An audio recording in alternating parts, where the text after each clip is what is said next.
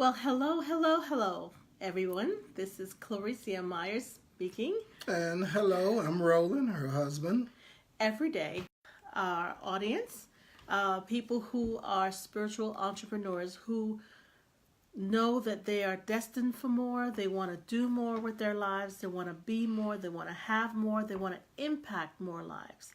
And so Roland and I are entrepreneurs, spiritual entrepreneurs. And hi, Doris. And we just want to share some things that we have learned. I can say hello to you, Doris. Yeah, so today was President's Day, and we didn't go anywhere. We just pretty much stayed home. And I was going to come, or we were going to come live this morning, but because I know we weren't going to be able to keep it up every day this week, we thought we'll just wait until next week when we can do it every day at 8 a.m. So we thought we'll just go ahead and do it at 5:30 today. So we have been, we're studying great leaders because leadership, it doesn't just happen. People have to prepare to be leaders. And we don't want to be a mediocre type of leader. We want to be leaders that are good, that can influence.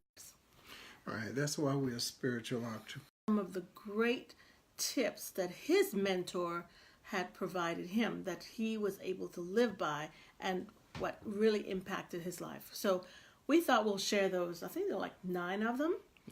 And the first one I have down is a good leader must get into the habit of going beyond what they're expected to do. In other words, do more than what you're paid to do. Right. Do you want to add something to that? Yeah. What that leader does is you're getting ready for the move up. So, you're bettering yourself, you're positioning yourself for the move up, to greater things. And he also said, as you are, whatever it is that you're doing, you go beyond. You go a mile or miles.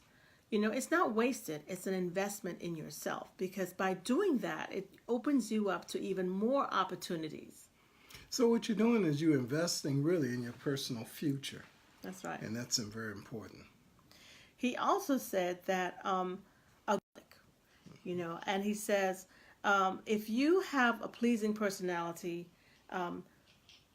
it starts off in private. So, when you get with your buddies, you still can't just act any old kind of way because, that's where you have the most influence. When you are on one-on-one or 1 and 2 in a small group or 5, that's where you hone your skills in becoming, exploring your charisma, he says, and that's where you can be very impactful. Right. And it prepares you for like a larger crowd or larger audience. Sometimes you may be invited to speak at a convention or something even larger that may need to be in an arena or something like that. But it all starts small. Right. You don't want to be one way in public and then another way when you're behind closed doors. Right. And you do your most growing behind closed doors when you're one-on-one. Another thing that he brought up is the hardest work comes after a sale. And what he meant by that is whoever your customer is, you want to turn that person into a testimony. Because if that person can testify, the great service or product that you have, it will sell itself. That's right. That's right. Yes, he says, and this is number. I'm trying to keep number them. I came up with 9. How many did you? Well, let's go on. We'll share the ones that we have. I also listened, and he said the best gift that you can give to anyone. You want to know what that is? Oh, some others have come on here. Well, hi, Arnell. Hi, glad that you can join us today. Oops, let me see. Yes, the best gift that you can give to anyone. I was kind of a little bit surprised by that. I thought it was going to be something else. Hi, Onika. Hi, Shirley. Glad that you can join us. Let me say hello to you. The best gift that you can give to anyone is your personal time. That struck me. Your attention. Yes, your attention, your personal time, and your attention. Jim spoke of a time when was it Rockefeller? Yeah, Nelson Rockefeller. Yeah, he said he met him at some kind of conference, and not only did he give him one of those $1 million handshakes. You ever held somebody's hand, or you shake it and it's just like it just dangles in your. Oh, those are just I don't know what you call those kind of handshakes, but he gave him $1 million handshake, and he really tuned into him, and showed genuine concern, and it was impactful. So when you are meeting, and to give them your full attention. Yeah. Do you want to do your next one? A leader must have sympathy and understanding for others. That's very important. You want to give the people, the impression that you care, And which you you should anyway. Mm-hmm. And that also goes for Christians as well. When he mentioned that, it made me think. Sometimes you wonder, like, Lord, why am I going through this? Mm-hmm. Oh, Lord, why is this coming on me? And so I think sometimes the experiences that we encounter in life are there for a reason. Number one, it helps us to identify with what others are going through, where we can genuinely sympathize and empathize with them,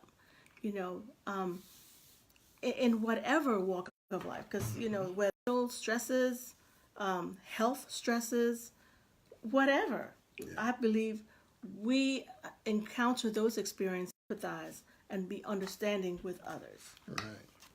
He also said, too, did you get this one? That a good leader must show a mastery of details.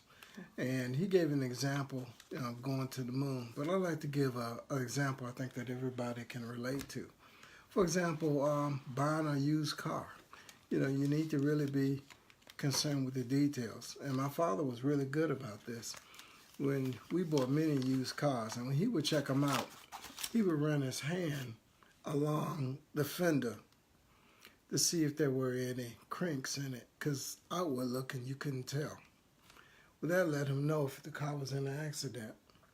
But when you're purchasing a car, a used car especially, you want to be concerned about the detail. Is the wiring any good, for example? Do the brakes work? All those fine things that make the car work. Okay, and the same thing about our business. We need to show mastery of all the details that's involved in it. Yeah, so it's not something that you can learn overnight. There's so much involved, and so, we can't just race through it like, oh, okay, here's the notebook, and I'm going to study these notes. Okay, I'm good to go. I'm ready.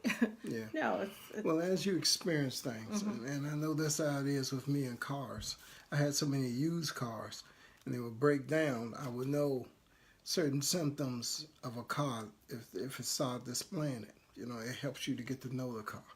I gotten so good one time that I thought I knew, how far I could drive on an empty tank. But this other car that we had proved me wrong. Okay. So it was quite embarrassing. Yes. Yeah. All right. He also says a good leader or an excellent leader must have the willingness to assume all responsibility. Like the buck stops with me, and not be one who wants to lay blame. And you're not responsible for what happens to you. What you are responsible for is how you respond, what actions you take after. That's what our responsibility is. You're responsible for what you do next. You may not be responsible, like you said, for the situation that you're in or what happened to you. But what you do next, you are responsible for. And I thought that was very interesting. That's right. And he says, this is a big one. You must also be responsible for designing your life. That is your responsibility. We cannot leave that up to somebody else. Mm-hmm. You, me, each one of us, we're responsible for designing on us. Right. practicing now with our youngest daughter, who don't and not aware that time is ticking.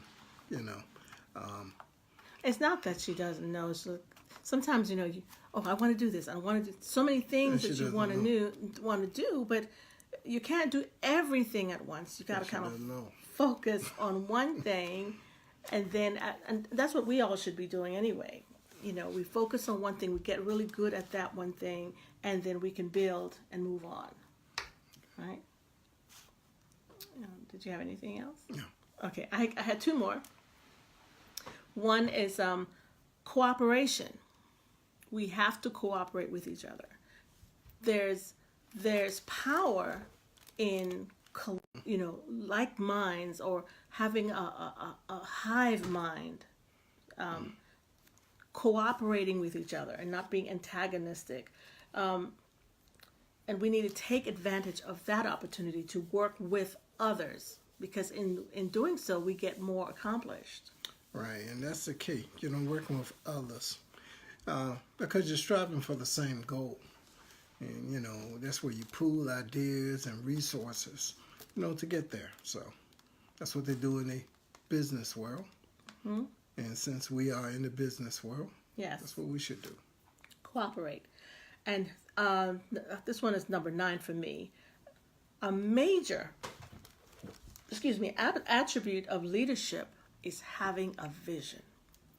If you don't have a vision, then you're just like molten lava. You're just going with the wind.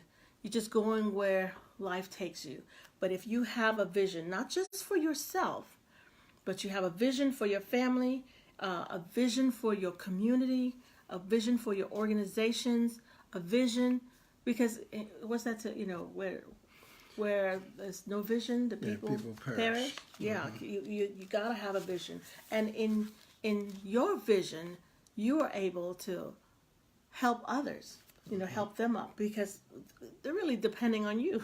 Yeah. There are people who are in your sphere, who are in your circle, who are depending on you to help them with their vision, because your vision can inspire them in their vision. Yeah, well, let's see. The root word of leader is what? Lead. So that's as a leader, that's what you need to do. You need to lead. You need to lead by vision. I have a well thought out one. Okay, right there we go. Hi, Laverne. Laverne says, without a vision, the people perish. That's right. Yes. And hi, Charles. Glad that you can join us. And I think I saw, hi, Dwayne. And then somebody else said, walking in agreement. Yes, thank you, Laverne. Walking in agreement. When that was cooperation. Yes, mm-hmm. when we're cooperating with each other, much more is able to be accomplished. And I want to say something here. He says, those around you are looking to us to be leaders. There's some people who may not be in a position to be able to lead, but they're depending on those around us, to help them with their vision. We need to have a vision for ourselves, vision for a family, a vision for an organization, and in so doing, we are able to bless everyone around us, with success. I like that. So we have to focus on developing ourselves, developing our skills. Not all of them at once. Maybe you develop one skill and then you go on to another, so that we can accomplish more. Mm-hmm. Yeah, that's what I have. Yeah. I don't know if you have anything else. No. Okay. So I'm going to just do a little quick recap, and let me know if I can leave something out. Good leadership entails several things. Getting into the habit of doing more than what's expected. Going the extra mile.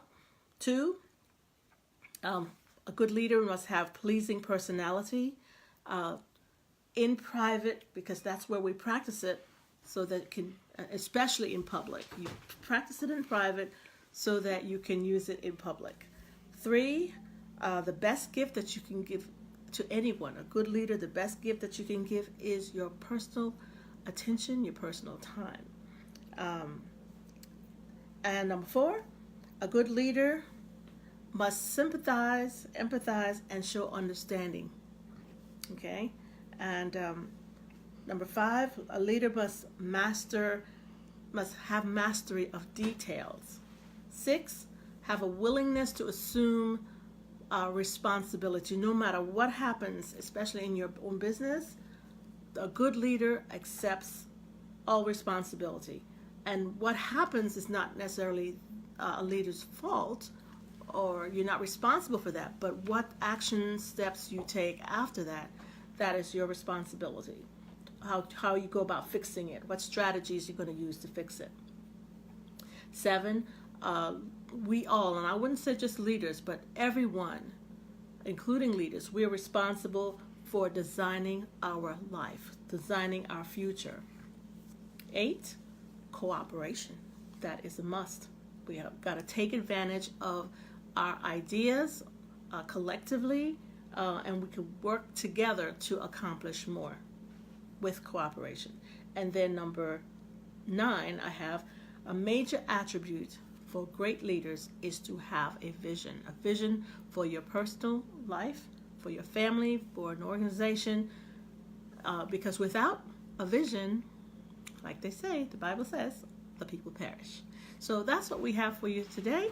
And every day, Roland and I come and share a nugget or two with our audience. If you found any value in this, we would appreciate if you would share it out.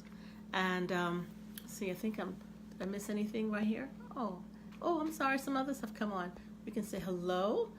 Clifford, thank you for joining us today. And Carlin, thank you so much. So tomorrow, Tuesday, we will be back again at 5:30. Did you have anything else that you want to say before we sign out? No, just, practice those leadership skills and, we be a leader, whether you're a leader or not. One day you will be called up to the plate in something, I'm sure. Yes, that is right. It's good to be prepared. Yes, so we will continue on our journey in preparation as we move forward.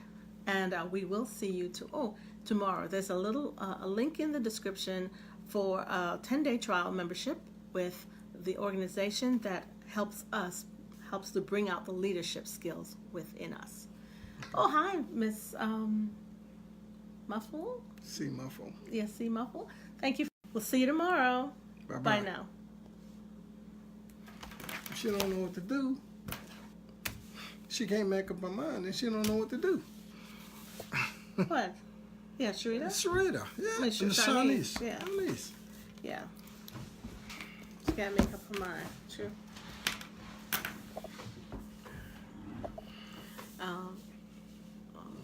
Oh, we're still on, Roland? We are? I think.